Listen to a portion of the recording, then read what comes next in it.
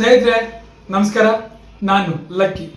ಪ್ರೀತಿಯ ಪಯಣ, ಪ್ರೀತಿಗೋಸ್ಕರ ಒಡೆದಾಟ ಬಡೆದಾಟ, ಎತ್ತವರ ಕಣ್ಣಿಗೆ ಮಣ್ಣೆರಚಿ ಪ್ರೀತಿಸಿದವನ ಜೊತೆ ಓಡಾಟ ಪರಾರಿ.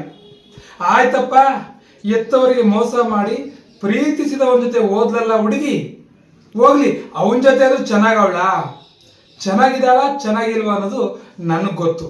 ಯಾಕಂದ್ರೆ ನಾನು ಸಿನಿಮಾ ನೋಡಿದೆ. ನಿಮಗೆ ಗೊತ್ತಾಗಬೇಕಂದ್ರೆ ನೀವು ಸಿನಿಮಾ ನೋಡ್ಬೇಕು.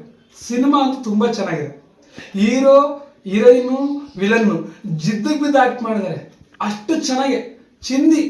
ಮತ್ತು ಈ ಥರ ಕಥೆಗಳು ಬಂದು ತುಂಬ ದಿನಗಳಾಗಿತ್ತು. ಈ ಸಿನಿಮಾದಲ್ಲಿ ಎಲ್ಲವೂ ಇದೆ, ಮಾಸ್ ಮಸಾಲ. ನನ್ನ ಕಡೆಯಿಂದ ಡೈರೆಕ್ಟರ್ಗೆ ಒಂದು 4-5 ಪ್ರಶ್ನೆಗಳು. ನನ್ನ ಪ್ರಶ್ನೆಗಳಲ್ಲಿ ಏನಾದರೂ ತಪ್ಪಿದ್ರೆ ಡೈರೆಕ್ಟ್ರೇ ಕ್ಷಮೆ ಇರಲಿ. ಈ ಸಿನಿಮಾದ ಬಜೆಟ್ ಎಷ್ಟಿದೆಯೋ ನನಗಂತೂ ಗೊತ್ತಿಲ್ಲ. ಅರ್ಧದಷ್ಟು ಬಜೆಟನ್ನು ನೀವು ಸಿಗರೇಟ್ಗೆ ಖರ್ಚು ಮಾಡಿಸಿದಿರ ಅಂತ ನನಗನ್ನಿಸ್ತು. ಹೀರೋ ವಿಲನ್ ಅಸಿಸ್ಟೆಂಟ್ಸು, ಸೈಡ್ ಪಾತ್ರಗಳು ಯಾರು ಬಂದರೂ ಸಿಗರೇಟ್ ಸೇದಿ ಧೂಮಪಾನ. ಇದು ತಮಾಷೆಗಾಗಿ.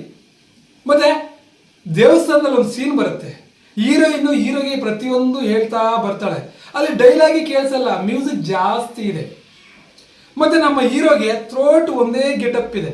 ಎಲ್ಲಾದರೂ ಅವಕಾಶ ಇದ್ದಲ್ಲಿ, ನನಗೆ ಗೊತ್ತಿಲ್ಲ, ಇದ್ದಿದ್ರೆ ಗೆಟಪ್ ಚೇಂಜ್ ಮಾಡಿದರೆ ನಮ್ಮ ಹೀರೋ ಇನ್ನೂ ಚೆನ್ನಾಗಿ ಕಾಣಿಸಿರೋರು ಅಂತ ನನಗೆ ಅನಿಸ್ತು. ಮತ್ತು ವಿಲನ್ ಸಖತ್ ಸ್ಟೈಲಿಶ್ ಆಗಿ ತೋರಿಸಿದ್ರೆ, ಕಾಸ್ಟ್ಯೂಮ್ಸ್ ಆಗಲಿ, ಆ ಮೇಕಿಂಗ್ ಆಗಲಿ ಸೂಪರ್. ಆದರೆ ಆ ವಿಲನ್ಗೆ ಎಂಡಿಂಗ್ ಸಿಗಲಿಲ್ಲ ಯಾಕೆ ಅನ್ನೋದು ಒಂದು ಸಣ್ಣ ಬೇಸರ. ಅದಾದಮೇಲೆ ಇದು OTT ಮೂವಿ ಅಲ್ಲ, ಮತ್ತು ಕ್ರೈಮ್ ಮೂವಿ ಅಲ್ಲ, ಇದು ಒಂದು ಫ್ಯಾಮಿಲಿ ಸಮೇತ ಥಿಯೇಟ್ರಲ್ಲಿ ಕೂತು ನೋಡುವಂಥ ಸಿನಿಮಾ. ಆ ಕಾರಣದಿಂದ ರೇಪ್ ಸೀನನ್ನು ಅಷ್ಟು ದೊಡ್ಡದು ಮಾಡಬಾರ್ದಾಗಿತ್ತು. ಅದನ್ನು ಬೇರೆ ಥರ ಶೂಟ್ ಆಗಬೇಕಾಗಿತ್ತು. ಯಾಕಂದರೆ ನೀವು ರಿಯಾಲಿಟಿಯಾಗಿ ಶೂಟ್ ಮಾಡಿದಿರ, ಅದನ್ನು ನಾನು ಒಪ್ಕೋತೀನಿ. ಕತೆಗೆ ಏನು ಬೇಕೋ ಅದನ್ನು ಶೂಟ್ ಮಾಡಿದಿರ. ಆದರೆ ನೋಡುವಷ್ಟು ಸಮಯನೂ ಅಯ್ಯೋ ಪಾಪ ಅನಿಸುತ್ತೆ. ಕಣ್ಣೀರು ಬಂತು ನನಗಂತೂ. ಇನ್ನೇನು ಓಕೆ ಸಾಕು ಅನ್ಕೋತೀನಿ.